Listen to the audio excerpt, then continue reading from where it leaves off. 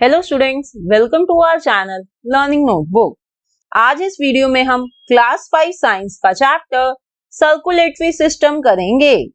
इस चैप्टर का हर एक कॉन्सेप्ट मैं आपको बहुत ही अच्छे से डिटेल में समझाऊंगी, तो इस वीडियो को एंड तक जरूर देखिए। स्टूडेंट्स, हम लर्निंग नोटबुक पर क्लास 5 साइंस का पूरा सिलेबस कवर करने जा रहे हैं, तो इस वीडियो को तो आप देखें ही और साथ साथ हमारे चैनल लर्निंग नोटबुक को अभी सब्सक्राइब करें। और हाँ, एक और बात, इस वीडियो को देखने के बाद इस चैप्टर के लिए आपको कोई और वीडियो देखने की जरूरत नहीं पड़ेगी। तो आइए शुरू करते हैं। तो सबसे पहले देखते हैं आज इस वीडियो में हम कौन कौन से टॉपिक्स कवर कर रहे हैं। सबसे पहले हम सीखेंगे circulatory system which includes heart. फिर हम पढ़ेंगे structure and functions of heart, blood and functions of blood, blood vessels, circulation of blood. Our next topic would be keeping heart healthy and strong. और फिर आखिरी में हम सीखेंगे कुछ exercises for a strong heart. So let's start with introduction.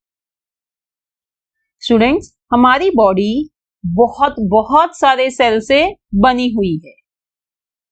ये बहुत सारे सेल्स मिलकर एक टिश्यू बनाते हैं, जैसे कि आप इधर देख सकते हैं, ये टिश्यू होता है। और ऐसे बहुत सारे टिश्यूज मिलकर एक ऑर्गन बनाते हैं, जैसे कि ये हार्ट, हमारा स्टमक, किडनीज एटसेट्रा। और ये ग्रुप ऑफ ऑर्गन्स आपस में मिलकर जब काम करते हैं एक पर्टिकुलर फंक्शन अचीव करने के लिए, उसे कहते हैं ऑर्गन सिस्टम। और बहुत सारे सिस्टम्स मिलकर एक ऑर्गेनिज्म बनाते हैं, जैसे हम ह्यूमन बीइंग्स, हम एक ऑर्गेनिज्म हैं। और हमारी बॉडी बहुत सारे ऑर्गन सिस्टम से बनी हुई है, जैसे nervous system, circulatory system, skeletal system, digestive system etcetera. तो आज इस चैप्टर में हम सर्कुलेटरी सिस्टम के बारे में पढ़ेंगे। ये जो बाकी ऑर्गन सिस्टम है, इन पर भी हमने सेपरेट वीडियोस अपने चैनल लर्निंग नोटबुक पर बनाई हुई है, तो उन वीडियोस को भी आप जरूर देखें। अब अगर आपको ये फ्लो समझ में आ गया है, तो इसी तरह सर्कुलेटरी सिस्टम का भी एक फ्लो होता है। हमारी बॉडी बहुत सारे मसल सेल से बनी हुई है। ये मसल सेल्स मिलकर एक मसल टिश्यू बनाते हैं, और बहुत सारे मसल टिश्यू मिलकर हार्ट बनाते हैं, और हार्ट और ब्लड वेसल्स बनाते हैं हमारा सर्कुलेटरी सिस्टम। और ये सर्कुलेटरी सिस्टम हमारी ह्यूमन बॉडी का एक बहुत ही इंपॉर्टेंट पार्ट है। तो आइए डिटेल में सर्कुलेटरी सिस्टम को समझते हैं। So what is circulatory system? The organ system which circulates blood and transport nutrients, water and oxygen in the body and also remove waste such as carbon dioxide is called circulatory system. यानी वो organ system जो हमारी body में blood को circulate करता है और nutrients, water और ऑक्सीजन भी पहुंचाता है, और साथ ही साथ सारी बॉडी में से वेस्ट जैसे कि कार्बन डाइऑक्साइड को भी रिमूव करता है, उस ऑर्गन सिस्टम को कहते हैं circulatory system. So circulatory system consists of heart, blood and blood vessels. तो देखिए इधर इस डायग्राम में ये हमारा हार्ट है, और बाकी ये सारी जो ये दिख रही हैं आपको, ये सारी हैं ब्लड वेसल्स जो हमारी पूरी बॉडी में ब्लड पहुंचाती है। तो आइए अब इन तीनों पार्ट्स के बारे में हम एक एक करके समझते हैं। सबसे पहले हम सीखेंगे हार्ट।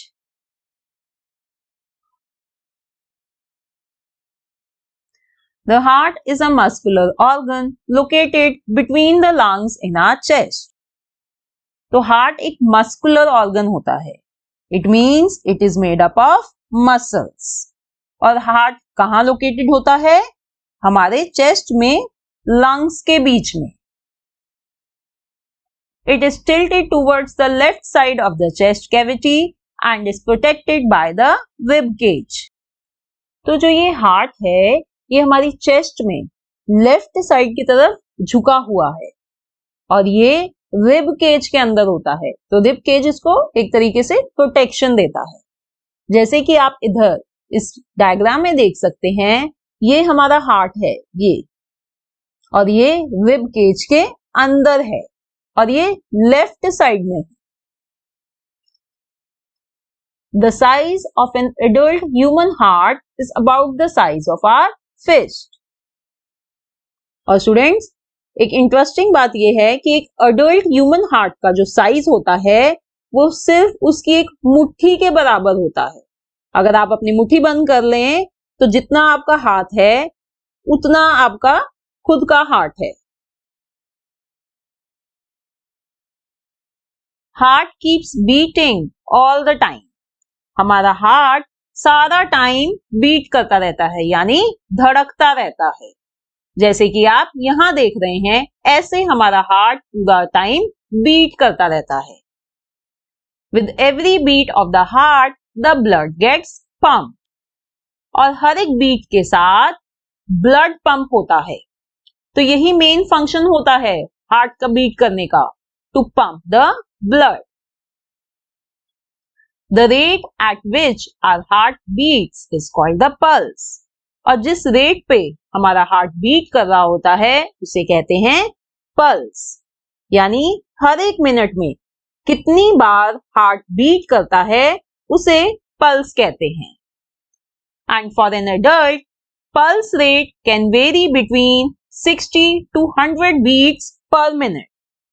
और एक अडल्ट का हार्ट एक मिनट में 60 to 100 टाइम्स बीट करता है, डिपेंडिंग अपॉन कि हम क्या कर रहे हैं। जैसे कि अगर हम रनिंग कर रहे हैं तो हमारा हार्ट ज्यादा बारी बीट करेगा एज कंपेयर टू जब हम रेस्ट कर रहे हैं। Now let's understand structure and functions of heart. तो अब देखते हैं हमारे हार्ट का क्या स्ट्रक्चर है। The human heart consist of 4 chambers. जो हमारा हार्ट है उसमें 4 चैम्बर्स हैं। The 2 upper chambers are called atria, which collect blood from the various parts of the body.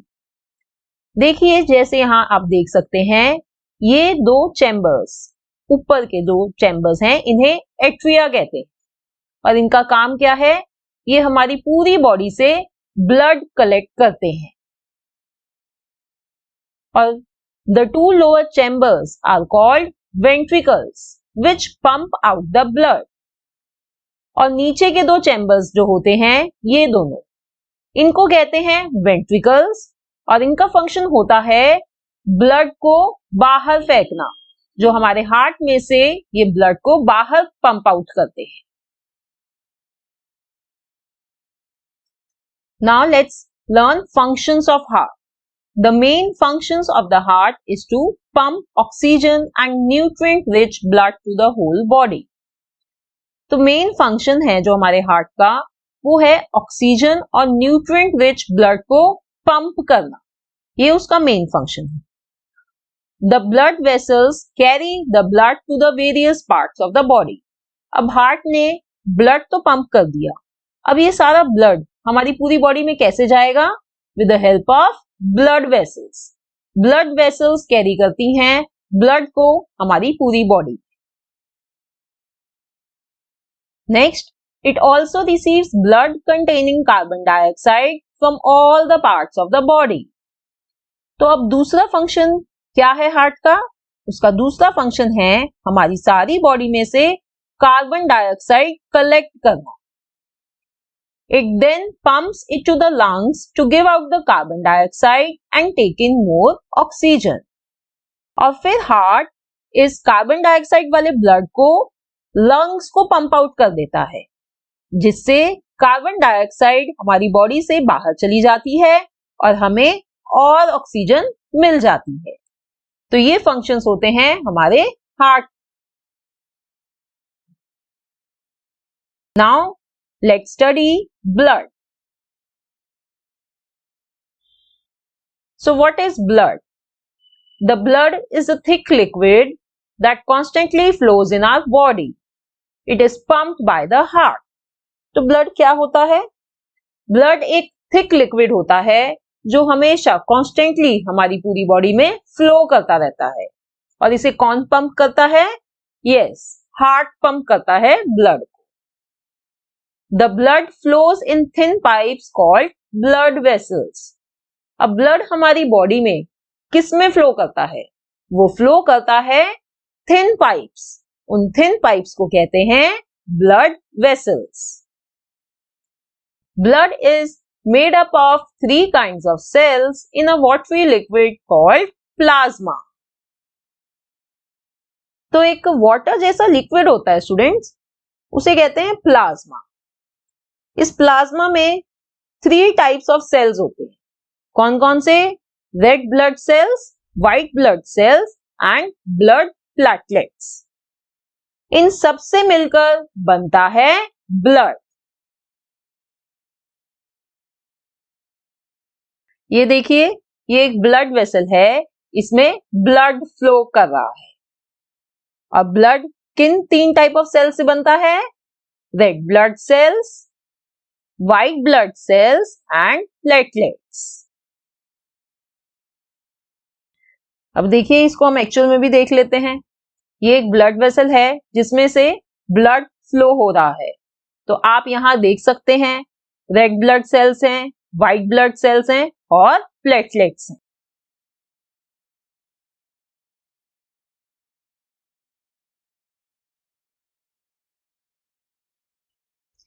तो क्वेश्चन ये है कि हमारा ब्लड रेड कलर का क्यों होता है? Our blood contains a protein called hemoglobin. हमारे ब्लड में एक प्रोटीन होता है haemoglobin. The hemoglobin combines with oxygen and becomes red in color, thus making our blood also red. Haemoglobin oxygen के साथ कंबाइन हो जाता है और उसका कलर रेड हो जाता है और इसी वजह से हमारे ब्लड का कलर भी रेड होता है। Okay, now let's learn what are functions of blood. तो ब्लड की क्या क्या फंक्शंस होती हैं? सबसे पहले, blood transports oxygen absorbed by the lungs to all the parts of the body. जो हमारे लंग्स ऑक्सीजन एब्सॉर्ब करते हैं, उस ऑक्सीजन को ब्लड हमारी पूरी बॉडी में ट्रांसपोर्ट करता है। सबसे पहले तो ये फंक्शन होता है ब्लड का। Next, blood transports carbon dioxide from different parts of the body to the lungs so that it can be given out. दूसरा फंक्शन ब्लड का है कि वो हमारी पूरी बॉडी से कार्बन डाइऑक्साइड लेके आता है और लंग्स को ट्रांसपोर्ट करता है और लंग्स उन कार्बन डाइऑक्साइड को बॉडी के बाहर फेंक देते हैं। Now next function of blood, it transports the nutrients absorbed in the intestines to the different parts of the body. हमारी intestines जो फूड के थ्रू न्यूट्रिएंट्स एब्सॉर्ब करती है, उस न्यूट्रिएंट्स को ये ब्लड हमारी पूरी बॉडी में ट्रांसपोर्ट करता है। And lastly, blood carries waste products from various parts of the body to the kidneys to be given out. Lastly, जो ब्लड होता है वो हमारी पूरी बॉडी से वेस्ट प्रोडक्ट्स कैरी करके किडनीज को देता है और किडनीज की हेल्प से वो वेस्ट प्रोडक्ट हमारी बॉडी के बाहर हो जाते हैं। तो ये थी फंक्शंस ऑफ ब्लड। अब स्टूडेंट्स, ट्रांसपोर्टेशन के अलावा ब्लड की और भी कुछ फंक्शंस होती हैं, जैसे कि blood helps in maintaining the temperature of our body. Blood हमारी बॉडी का टेम्परेचर मेंटेन करने में भी हेल्प करता है। Next, white blood cells have antibodies which defend us from infection and foreign bodies.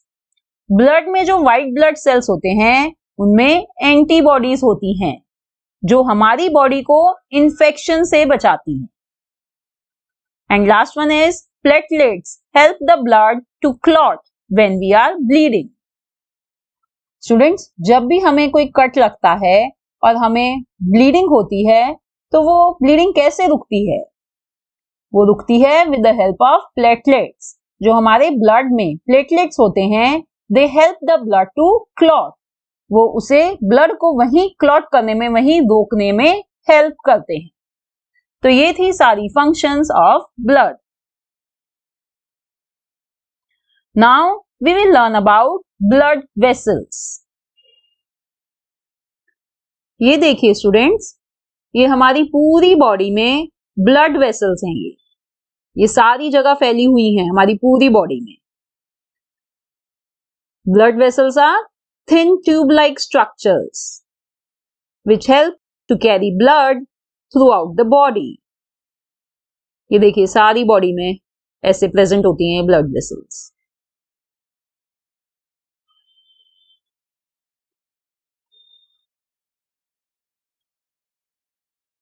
तो यही बात मैंने यहां लिखी हुई है, blood vessels are thin tube like structures which carry blood in the body.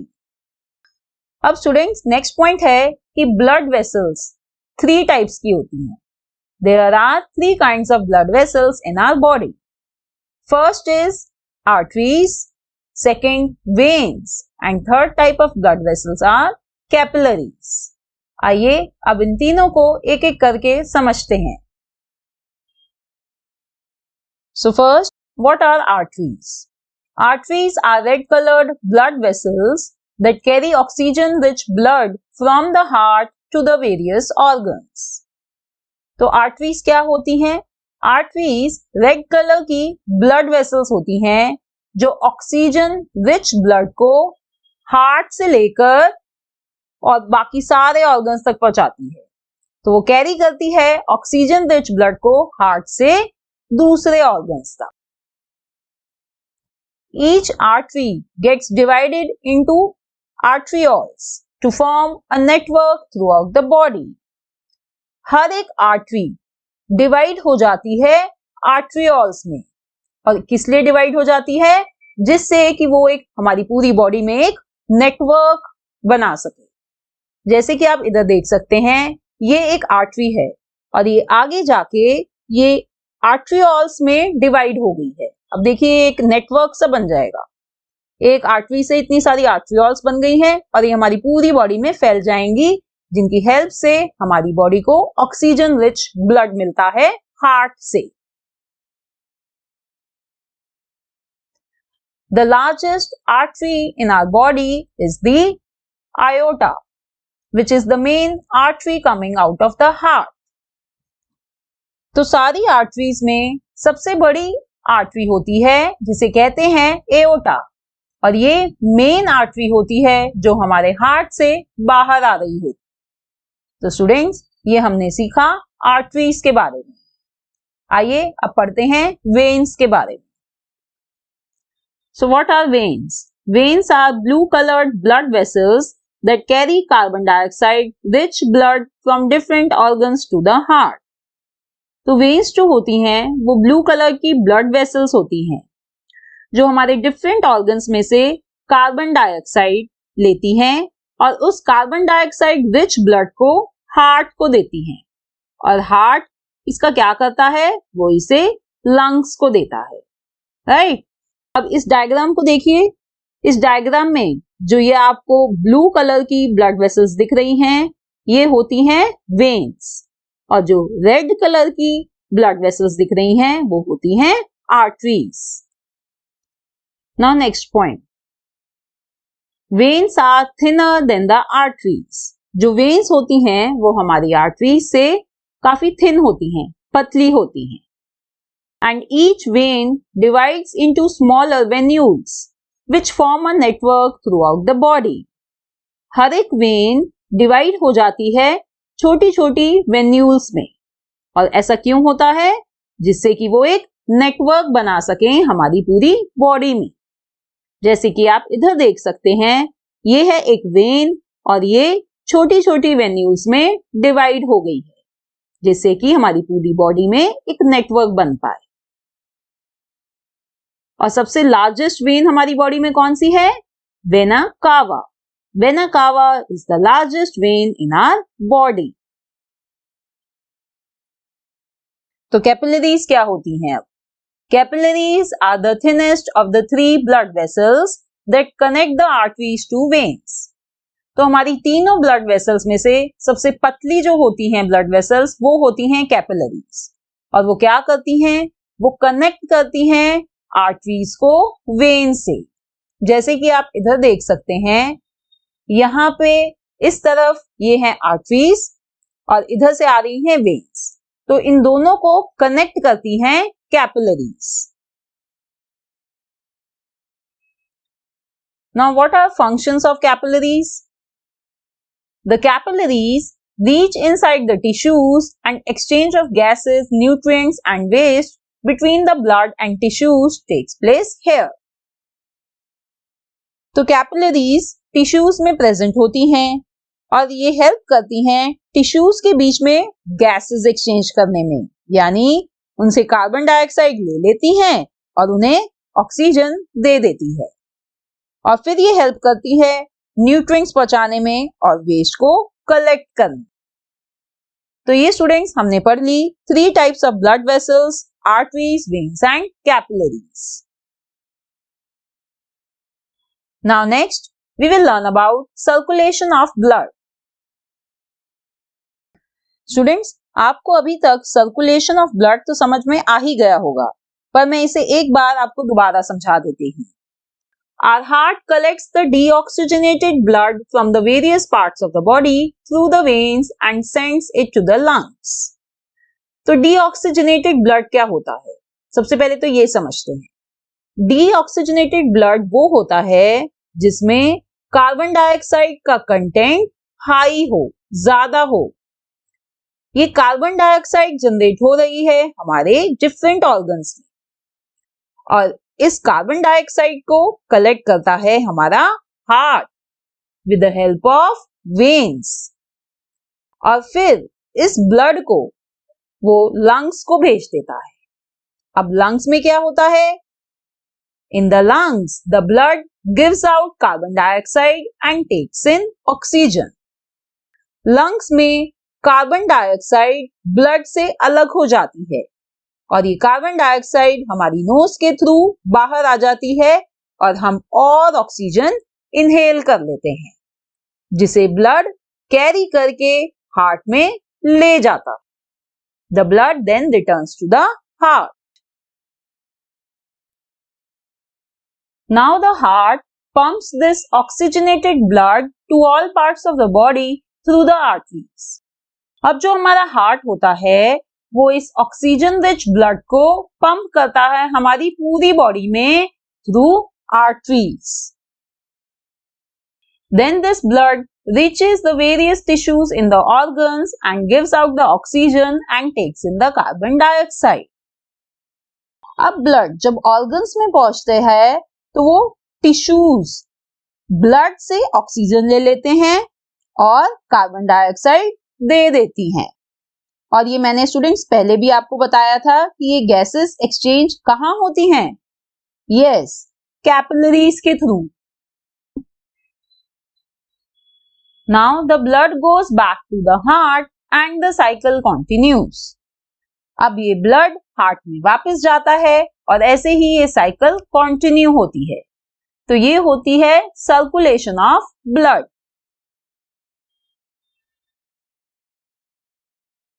अब इसी सर्कुलेशन ऑफ ब्लड को हम इस डायग्राम से समझ लेते हैं। देखिए, ये है हमारे लंग्स, ये है हमारा हार्ट और ये है हमारा एक ऑर्गन। ये जो ब्लू आपको दिख रही हैं, ये है हमारी वेन्स और ये रेड कलर्ड है हमारी आर्टरीज। अब ये एक ऑर्गन है जहां टिश्यूज में कार्बन डाइऑक्साइड जनरेट हो रही है और उस कार्बन डाइऑक्साइड को कलेक्ट करता है हमारा heart with the help of these blue veins. ये ब्लू वेन्स हैं और ये ब्लू वेन्स हार्ट से ब्लड लेके अब ये कहाँ गई हैं? ये लंग्स को भेज देती हैं। और लंग्स क्या करता है? लंग्स में कार्बन डाइऑक्साइड ब्लड से अलग हो जाती है और फिर ये कार्बन डाइऑक्साइड हमारी नोज के थ्रू बाहर आ जाती है और हम और ऑक्सीजन इनहेल कर लेते हैं और वो ऑक्सीजन ब्लड कैरी करके हमारे हार्ट में ले आता है using arteries. अब हार्ट इस ऑक्सीजन रिच ब्लड को वापस ऑर्गन में भेज देता है, यहाँ ऑर्गन में, जहां पर टिश्यूज ब्लड से ऑक्सीजन ले लेते हैं और कार्बन डाइऑक्साइड वापस दे देते हैं। And thus this process continues, ये साइकिल कंटिन्यू होती रहती है और ऐसे होता है circulation of blood in our body. Now let's see how to keep our heart healthy and strong.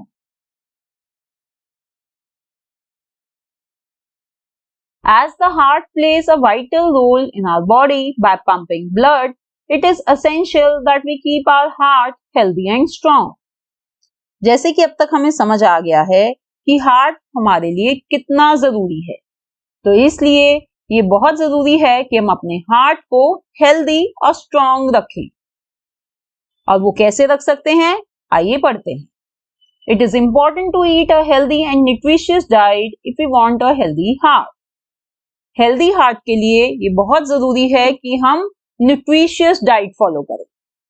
और वो न्यूट्रिशियस डाइट हमें कैसे मिलेगी? By eating more vegetables and fruits. हमें ज्यादा से ज्यादा फ्रूट्स और वेजिटेबल्स खाने चाहिए।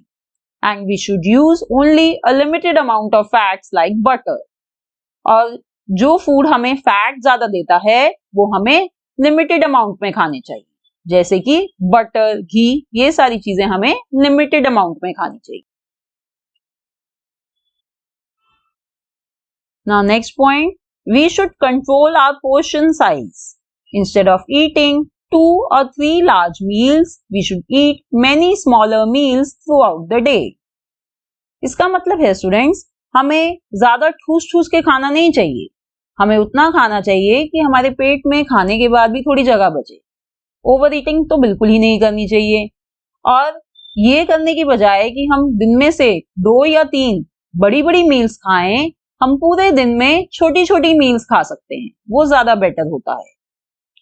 Now next way to keep our heart healthy and strong is that we should remain physically active and exercise regularly.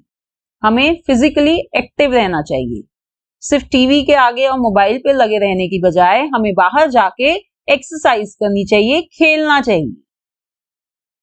We should maintain a healthy weight, यानी हमें अपने वेट को कंट्रोल में रखना चाहिए, हमें ओवरवेट नहीं रहना चाहिए। And the last point is we should manage stress and keep a calm mind. हमें अपना स्ट्रेस मैनेज करना आना चाहिए और शांत दिमाग से काम करना चाहिए, गुस्से में नहीं रहना चाहिए और स्ट्रेस तो बिल्कुल ही नहीं लेना चाहिए। तो ये थे सारे points on how to keep our heart healthy and strong. Now next topic is exercises for a strong heart. Our heart is a muscle and we can make it stronger and healthier by exercising it. अब हमें एक strong heart के लिए क्या क्या exercise करनी चाहिए वो देखते हैं। Running, jogging, swimming and biking are some examples of simple exercises which make our heart strong. ये कुछ सिंपल सी एक्सरसाइज हैं जो हमारे हार्ट को स्ट्रॉन्ग बनाती हैं, जैसे कि रनिंग, जॉगिंग, स्विमिंग करने से, बाइकिंग करने से। ये सारी एक्सरसाइजेज अगर हमको इनमें से कुछ भी एक्सरसाइज करते हैं तो हमारा हार्ट स्ट्रॉन्ग होता है। These exercises are called aerobic और cardio exercise. इन एक्सरसाइज को क्या कहते हैं? एरोबिक एक्सरसाइज भी कहते हैं या कार्डियो एक्सरसाइज भी कह सकते हैं। अब ये एक्सरसाइज हमारे हार्ट के लिए कैसे अच्छी हैं? They require pumping of oxygenated blood by the heart to deliver oxygen to working muscles. हम जब ये एक्सरसाइज कर रहे होते हैं तो हमारी मसल्स बहुत ज्यादा काम कर रही होती हैं, तो इसका मतलब मसल्स को और ऑक्सीजन चाहिए, तो हमारा हार्ट और ऑक्सीजन पंप कर रहा होता है, उसको ज्यादा काम करना पड़ता है, इसलिए हमारे हार्ट की एक्सरसाइज होती है। और ये जो एरोबिक एक्सरसाइज हैं ये इंप्रूव करती हैं हमारी heart rate and breathing rate, इसलिए ये एक्सरसाइजेस हमारे हार्ट के लिए, उसे स्ट्रॉन्ग बनाने के लिए, उसे हेल्दी बनाने के लिए बेहद जरूरी हैं। दूसरी एक्सरसाइज होती है योगा। अगर हम रनिंग, जॉगिंग, स्विमिंग ऐसी एक्सरसाइज नहीं कर सकते तो हम योगा कर सकते हैं। योगा से भी हमारा हार्ट स्ट्रांग होता है क्योंकि it increases lung capacity and improves respiratory function and heart rate. ये हमारी लंग कैपेसिटी को इंक्रीज करता है और हमारी रेस्पिरेटरी फंक्शन और हार्ट रेट को इंप्रूव करता है। योगा ब्लड सर्कुलेशन को भी इंप्रूव करता है, ब्लड प्रेशर को कम करने में मदद करता है and it also helps to build our muscles. Yoga is also very effective in dealing with stress. जैसे कि मैंने आपको बताया था कि अपने हार्ट को स्ट्रॉन्ग और हेल्दी रखने के लिए हमें बिल्कुल भी स्ट्रेस नहीं लेना चाहिए। तो योगा एक बहुत ही इफेक्टिव टूल है स्ट्रेस को डील करने का। Now the next exercise for a strong heart is deep breathing. The technique of deep breathing calms our nervous system. It also helps cleanse the body and ultimately boost heart health. It is essential to breathe right to obtain sufficient oxygen for our body. तो students, ये हमने पढ़ी different exercises for keeping our heart strong and healthy. तो मुझे उम्मीद है अब आपको ये पूरा चैप्टर सर्कुलेटरी सिस्टम अच्छे से समझ आ गया है। ऐसी ही और वीडियोस के लिए हमारे चैनल लर्निंग नोटबुक को अभी सब्सक्राइब करें और मेरे चैनल और मेरी वीडियोस को अपने फ्रेंड्स के साथ जरूर शेयर करें। Thanks for watching, see in the next video, bye bye.